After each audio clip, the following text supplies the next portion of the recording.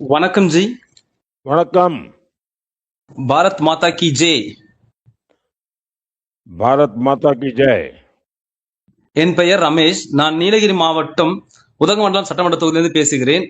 நான் எஸ்சி அணியில் மேற்கு மண்டல தலைவராக உள்ளேன். ये नीलगिरी ऊटी से बात कर रहे हैं. इनका नाम है रमेश. ये एससी मोर्चा मंडल अध्यक्ष हैं. किस इलाके में काम करते हैं रमेश आप? நீங்க எந்த பகுதியில பணியாற்றுறீங்க ரமேஷ் அவர்களே? உதகமண்டலம். நான் உதகமண்டலத்தை பணியாற்றுறேன் சார். உதகமண்டலம் மேற்கு.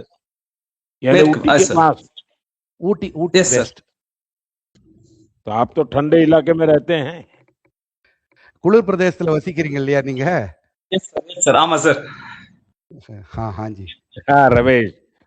अच्छा रमेश, पिछले चुनाव के समय डीएमके ने लोगों से कई बड़े बड़े वादे किए थे, लेकिन आज लोग पूछ रहे हैं कि उन वादों का क्या हुआ, और अब फिर एक बार ये लोग नए नए वादे कर रहे हैं. आप जब लोगों से मिलते हैं तो आम वोटर डीएमके की वादा खिलाफी को किस तरह देख रहा है? ரமேஷ் அவர்களே, கடந்த தேர்தல் காலத்துல திமுக மக்கள்கிட்ட பெரிய பெரிய வாக்குறுதிகள்லாம் அளிச்சாங்க. ஆனா இன்னைக்கு மக்கள் என்ன கேக்குறாங்கன்னா, அந்த வாக்குறுதிகள்லாம் என்ன ஆச்சு அப்படின்ட்டு திரும்ப திமுக கிட்ட கேக்குறாங்க. இப்போ என்னன்னா, இப்போ புதுசா தேர்தல் வந்திருக்கு, புது புது வாக்குறுதிகளா அள்ளி வீசுறாங்க. நீங்க மக்களை சந்திக்கும் பொழுது, அவர்களோட கலந்து பேசும்போது, பொதுஜனம், மக்கள், வாக்காளர்கள் திமுகவுடைய இந்த வாக்குகள் நிறைவேற்றாமை, அவங்க நிறைவேற்றாதது குறித்து அவங்க எப்படி பாக்குறாங்க, அவங்க கண்ணோட்டம் எப்படி இருக்குன்னு பகிர்ந்துக்க முடியுங்களா? சார் கண்டிப்பா சார். நம்ம பாத்தீங்கன்னா இதை லிஸ்ட் அவுட்டே பண்ணிருக்கோம். எந்தெந்த வாக்குறுதி அவங்க நிறைவேற்றல சொல்லிட்டு லிஸ்ட் அவுட்டே பண்ணி மக்களுக்கு முன்னாடி டோர் டு டோர் நாங்க எடுத்துட்டு போய் இது லிஸ்ட் அவுட்டாவே அவங்களுக்கு கொடுத்துட்டு இருக்கோம். மக்களும் கேட்கறாங்க. குறிப்பா சொல்ல போனா ஒரு 1000 ரூபாய் மாசத்துக்கு எல்லா குடும்ப தலைவர்களுக்கும் தருவேன்னு சொல்லியிருந்தாங்க சார். அந்த 1000 rupees குறிப்பிட்ட அவங்க கட்சிக்காரங்களுக்கும் பின்ன இதர பல மற்றவங்க மட்டுமே கொடுக்காங்க தவிர எல்லாத்துக்கும் போய் இது வரைக்கும் சேரல. ரெண்டாவது பாத்தீங்கன்னா மாசம் ஒருக்கா இபி ரீடிங் எடுத்தான்னு சொல்லியிருந்தாங்க சார். அந்த இபி ரீடிங்கும் அவங்க மாசம் ஒருக்கா எடுக்கலாம். இதே பழைய மாதிரியே 2 மாசத்துக்கு ஒருக்கா எடுத்துட்டு இருக்காங்க. அதே படிக்கிற பசங்களுக்கு ஹையர் செகண்டரி ஸ்கூல்ல லேப்டாப் கொடுக்கறதா சொல்லியிருந்தாங்க. லேப்டாப் இப்போ கடைசி எலெக்ஷன் டைம்ல மட்டுமே கொடுக்குறாங்க. இத்தனை நாள் சொன்ன மாதிரி கடைசி இந்த வருஷம் மட்டுமே லேப்டாப் கொடுத்துருக்காங்க, இதுக்கு முன்னாடி கொடுக்கல. அதே மாதிரி பாத்தீங்கன்னா வேளாண் விளைபொருட்களுக்கு விலை நிர்ணயம் செய்யணும்னு சொல்லியிருந்தாங்க. கஷ்டப்படுற வேளாண் மக்களுக்கு அந்த விலை நிர்ணயம் இருந்தாதான் நல்லா இருக்கும் பட்சத்தில் அந்த விலை நிர்ணயம் இவங்க செய்யவே இல்லை.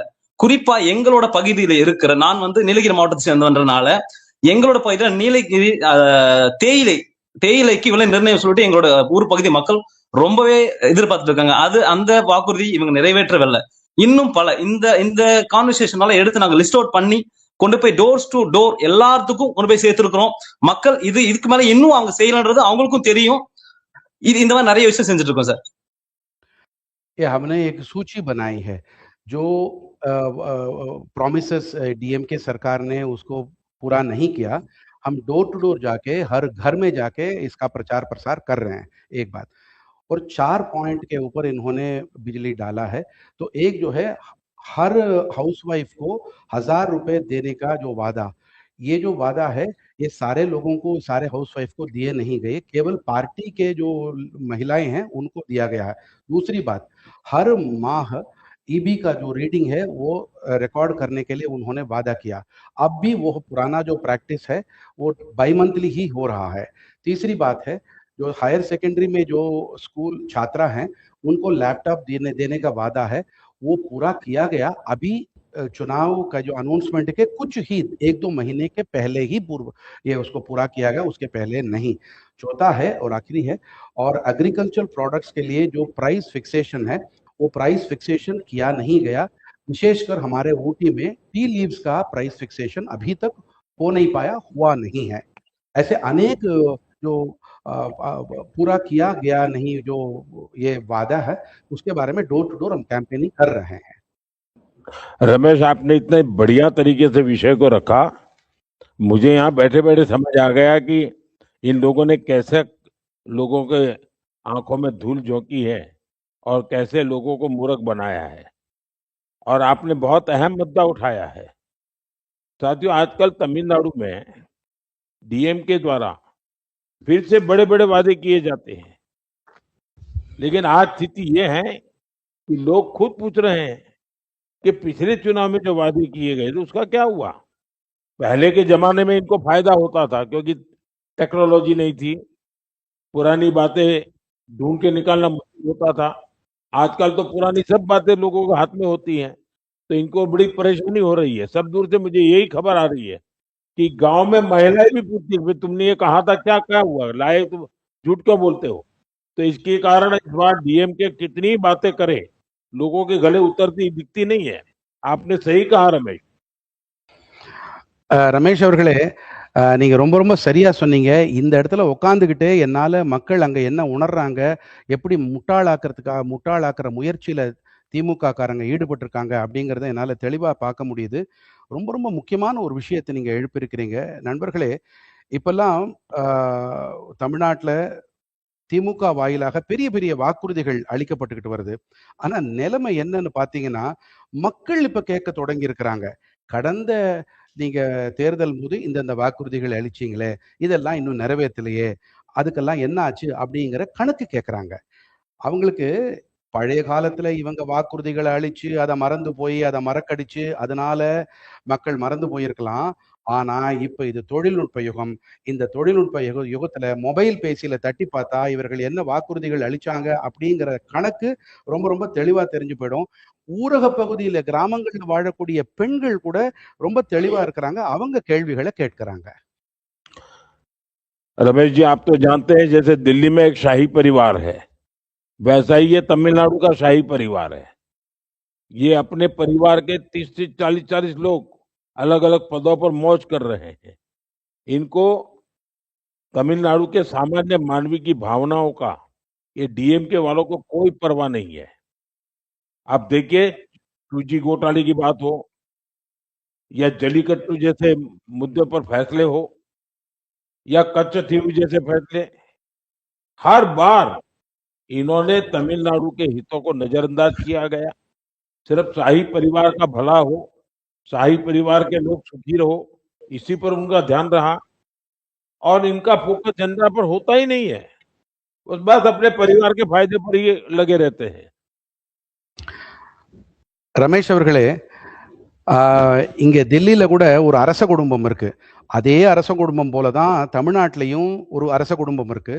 அவர்களுக்கு அவர்கள் மக்களுக்காக ஆட்சி நடத்தல. அவங்க தங்களுக்காக, தங்க சுய லாபங்களுக்காக ஆட்சி நடத்துறாங்க. அவங்களுக்கு மக்கள பத்தின எந்த கவலையும் இல்ல.